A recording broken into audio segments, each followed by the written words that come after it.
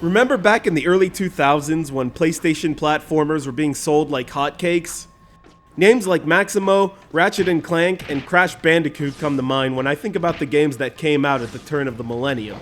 It was a brief phase of cartoon violence, colorful 2.5 to 3D platform environments, and playable characters with attitude and sometimes dark backstories. Which brings us to our long-eared and furry friends Jak and Daxter, Naughty Dog and Sony Computer Entertainment America's second most fortunate sons, next to Crash Bandicoot. This is the second game in the Jak and Daxter series known as Jak II. It was mainly marketed towards teenagers who probably watched a lot of Dexter's Laboratory, or the youngster who liked Toy Story or WALL-E. Jak II's soundtrack is composed by Devo co-founder Mark Mothersbaugh, who has gained renown as the mastermind behind the music of TV shows and movies like Rugrats and The Life Aquatic. I like the story behind Jak. It's dark and profound and really needs you to like anti-heroes, although his cartoony looks make up for it so that he can be liked by all.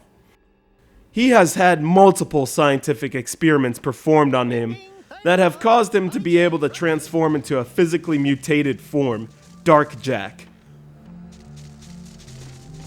Third-person shooter fans will appreciate the fact that Jak now has a blaster weapon known as the Morph Gun. Your first Morph Gun ability is the Scatter Gun, which is mostly like a shotgun that can blast away multiple enemies like a garden hose.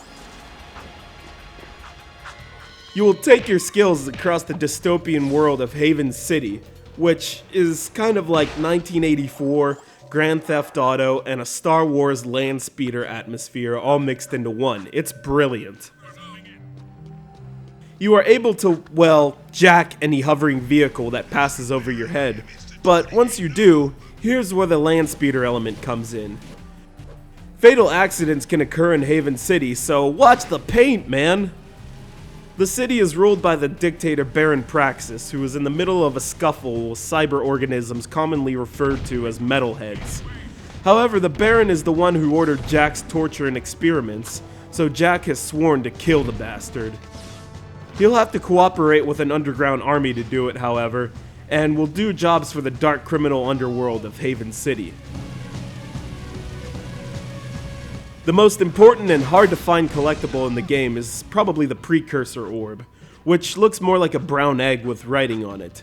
If you collect enough, you'll be able to unlock secrets and power-ups.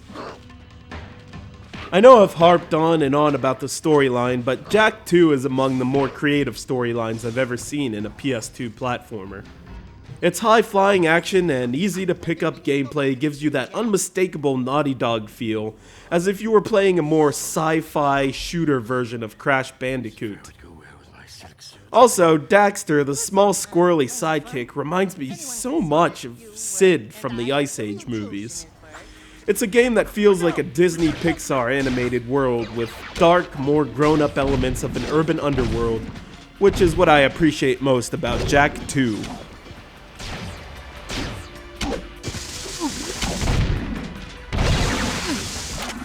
Damn, my gun's jammed. Take over.